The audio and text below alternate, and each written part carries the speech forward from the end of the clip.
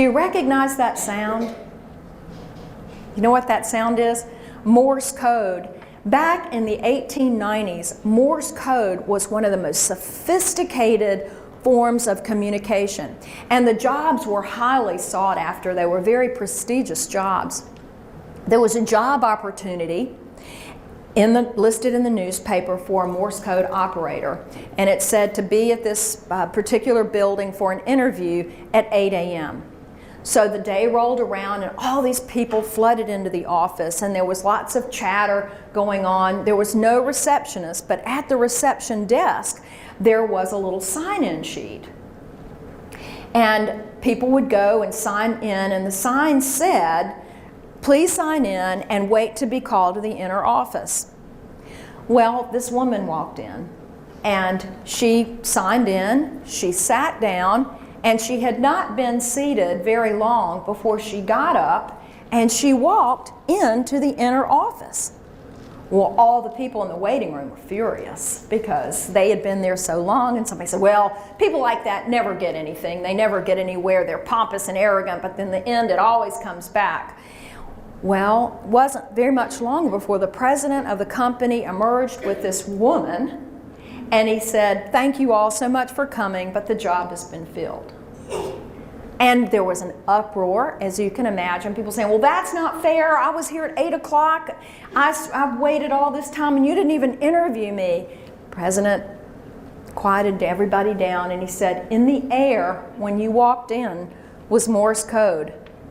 And the message was, if you can understand this message, come in. The job is yours. How many jobs have you missed because you didn't know the signals?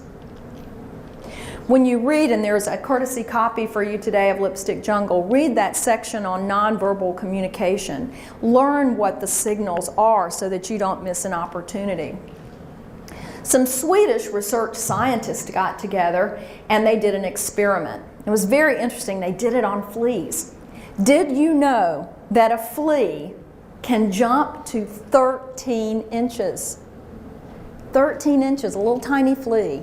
That is 200 times the height of a flea. That is the equivalent of a 6-foot man jumping 900 feet. Now, what they found is we put these fleas that could jump 13 inches in a bell jar, in this jar. And the fleas, when they would jump, they would hit their heads on the top of that jar. And so an interesting thing happened. The fleas continued to jump, but they jumped just short of where they would hit their heads. So they took the top off the jar. An interesting thing happened. Now the fleas, you would think, would jump up again. But guess what? They didn't. They continued for the rest of their life cycle only to jump the distance that they had learned to jump.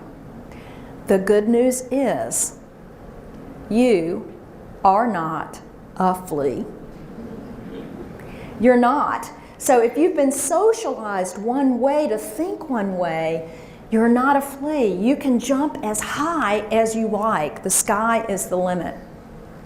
Now I have a great section in the book on networking, and I know because of our time restraints we don't have time to go through this as thoroughly. One of the hardest parts for me is every time I do this program there are things I think, oh, I gotta share that, I gotta share this, and there's never enough time. And I've added a section on negotiating that I'm going to spend more time, but I want to hit some of the parts about networking today, but please read the section in Lipstick Jungle to get more information from it. So many people use a networking event like we will have today right after this program is over to go around, and they'll really use it as a social opportunity, or an opportunity to pass out as many business cards as they can. Have a strategy, just like when we talked at the beginning about having goals, have a goal for every networking event. How many people in here, I'd be curious if even one call Teresa Suri or somebody at the chamber to ask for a list of all the women who are here. Did anybody do that? No one did. what if you had called Teresa and you knew who was going to be here? And if you had, are there people here out of all these 200 plus women that would be could possibly be a very valuable connection for you to make? If you go into this group, a large group like this, you can't possibly talk to 200 plus women here. You can't. The average conversation only lasts 7 to 8 minutes, so do the math.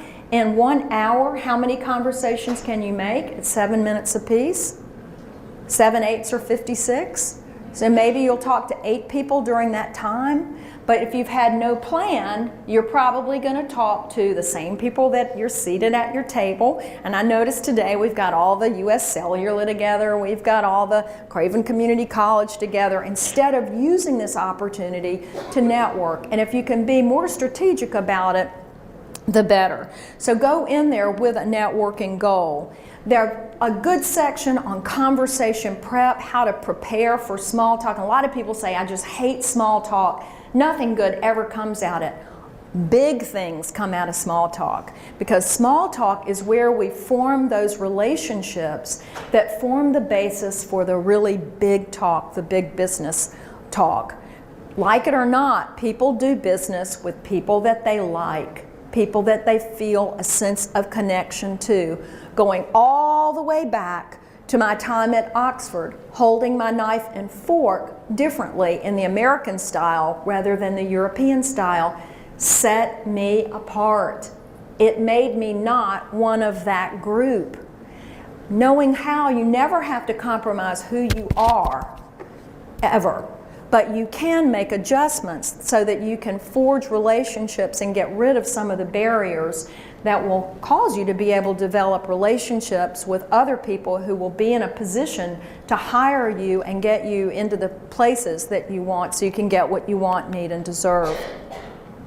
Conversations, it's so interesting. The people that you can meet, they've done lots of studies about making connections with other people, and every person that you know has a whole network. How many people in here have ever planned a wedding? It is amazing the people that are on a wedding list alone and how people know each other. I have a daughter who's getting married next month, and she sent me the groom's family's list, and she said, Mom, I've asked his mom for the full name for this couple from Lexington, and she said, all it has is John Greeley, and Lynn hasn't given it to me. And I said, huh. And I said, what's her name? Greeley, spell it for me. I have a good friend who lives in Lexington. So I text messaged Dorothy and I said, do you know John Greeley? She wrote me back and she said, you mean Bud? He lives across the street. And they're both invited to the wedding. So, and it's amazing. We have connections in this room that we don't even know that we have. And if you can tap, if there's something that you want, my daughter Wynn that I write about in the book, her whole career hinged on, we went to a wedding in Chile, and 4 years later she was in New York at a Carolina alumni networking event, and this woman came over and said, didn't I meet you in Chile? And they started talking, and this girl said, well, tell me what you're doing in New York, and Wynn told her, and then she told her what she wanted to do, and she said, I have a friend who works at CBS. I'm going to get you together with him. It opened a whole new door.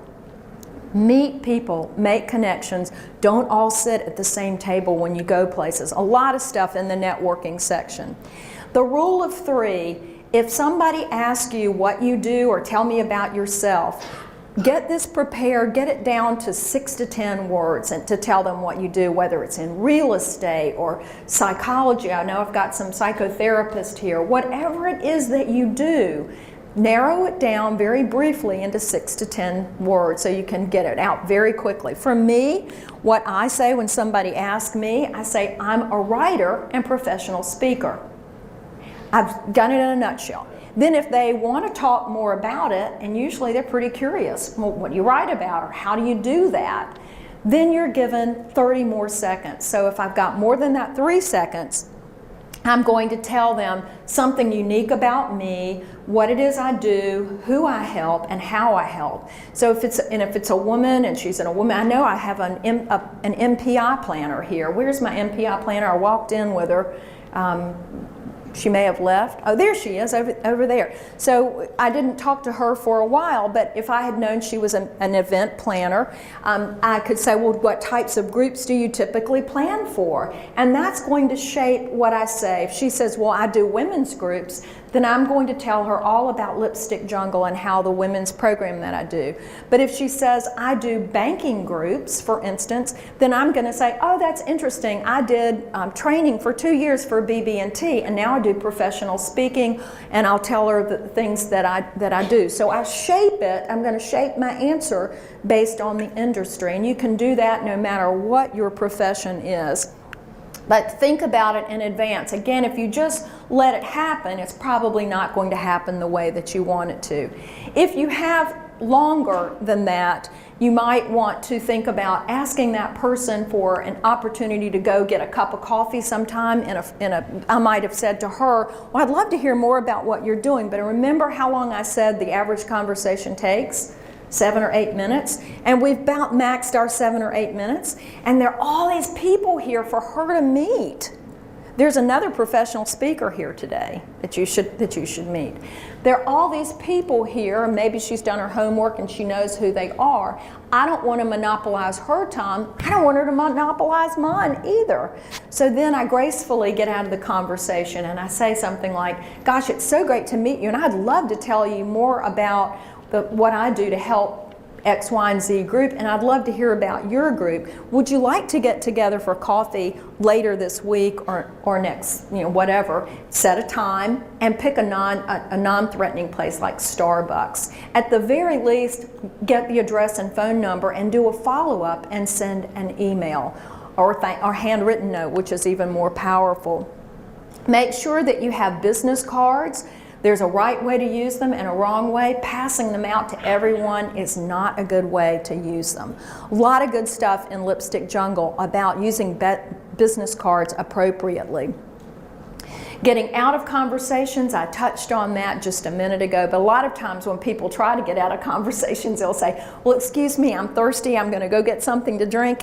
And the other person says, I'm thirsty too, and you go with them, or I really need to go to the restroom, I do too. So sometimes you just have to say something like, well, it's been so great talking to you today, I've thoroughly enjoyed our conversation, and I look forward to getting together with you. And then what I typically do is say, I know there's so many people here that you want to speak to, I don't want to monopolize your time. Please don't monopolize mine, but there's so many people here for you to talk to. I don't want to monopolize your time, so I'll let you go now so we can both talk and navigate our lipstick jungle, whatever. So there are graceful tips in there so that you can be powerfully polite to make the connections that you need. And then follow up. I talked about the handwritten note, the phone call, but then look for other ways to stay in touch with your network too, because that's who's going to give you what you want, need, and deserve. This is very interesting. We're starting now on the section on negotiating, but this is very interesting. Look at this, amazing. The highest paid woman CEO makes less than a third of the highest paid male CEO. That's pretty amazing. And I'll say this to my Tarzans who are here today too. When we talk about the Fortune 1,000 CEOs, that's just 1,000 people. That's really just a very small percentage. There are a lot of men out there not getting what they want, need, and deserve too. So now I want to talk about how to negotiate for the salary that you ultimately want to get. So these are going to be some strategies for that. And to help make it memorable, I've got Barney Fife dressed up for the Lipstick Jungle in his little hat.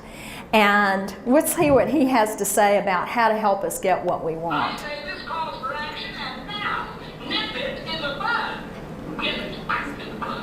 To nip it in the bud. Nip it. You got to nip it in the bud. Nip it. Got to nip it in the bud. Nip it. All right, so we're going to sing that in just a minute because it's so important. Say it with Barney. Nip it. Nip it. Nip it. Okay, so we're going to talk about how important it is to nip it. I'm going to give you some magic phrases for negotiating for the salary that you want. You can use this in a lot of different ways too. So if an employer offers you something, it's good business for them to get you at the cheapest value. I mean, when you go to the car to buy a car, you're going to want to pay the least amount of money that you have to pay for that car too. That's good business for the dealership. But if it's you want to get the highest value for what you're worth. So say something, if they say, well, the salary position is $33,000, and you think, the man's probably getting 45 or 50 for that same position. Use a phrase such as, that sounds a little low to me, and then nip it. Don't say anything. Remember early on when I was talking about some of the self-sabotaging things that women do, and one is that we continue to talk?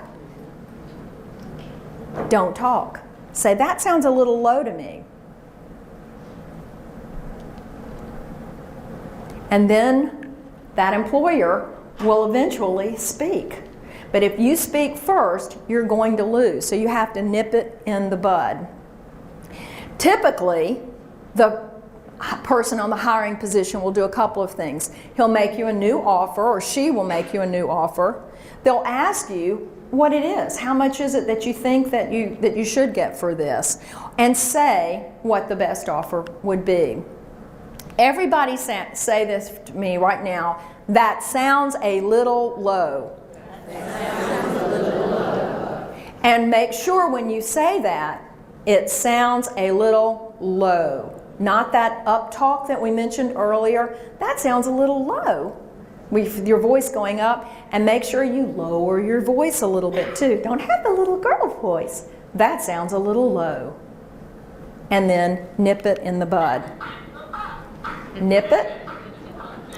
Nip it in the bud. So be quiet when you do it. So execute your power with that power of the pause. In other words, the nip it. The second thing that you could say is this one. To make my job, or to make this job worth my while, I would need. And then let them know what it is that you need. It might be that you need a cell phone. It might mean that you need a car, you need transportation, you need a new computer. Whatever it is that you need, make sure that you voice that. And know going in advance what it is that you want. Know what your value is. There's some incredible websites out there. One is salary.com and the other is wageindicator.com. I mentioned those earlier. And you can actually look and see what the average salary is for a person with your education and technical skills in that particular area of the country. So if you live in Chicago versus New Bern, it will show you what southeastern North Carolina typically pays for that. Then you are equipped with that knowledge. It's okay to ask for 20% more than what the typical person is. Remember, that's an average that you're going to find on Wage Indicator. You can ask for 20% more of the salary that you're being offered, not 200%, but that 20% will give you some negotiating power. Let's practice this all together. Say, to make this job worth my time, I would need. To make this job worth my time, I would need. And then you're going to nip it in the bud. And just wait and hear what your employer has to say about what it is that you have offered. Execute your power with the power of the pause. Now, the third thing for negotiating salaries is to say this. Considering the work required to create, develop, or complete, I would need. And a lot of times your employer may say that he just doesn't have things, but you've got to make sure that they know. If it's a perpetual, maybe, do we have any software designers in here? Your employer may say, well, I just don't have the money to pay you what it is that you want or what you're asking for. There are other creative ways that you can think of. Well, I understand that you don't have it now, but if the software takes off, I would like to have some sort of compensation later, maybe a percentage of the sales, or if it sells for X amount, then I'll get that. So go in there and be prepared, and then be quiet. So everybody say this for me too: considering the work required to create, develop, complete, whatever, can we agree to? And you want to get them to agree with whatever it is that you're saying. And then nip it in the bud, make sure that you're quiet, wait and hear what he says and give him time to think. Execute your power with the power of the pause. I'm expecting more for this job.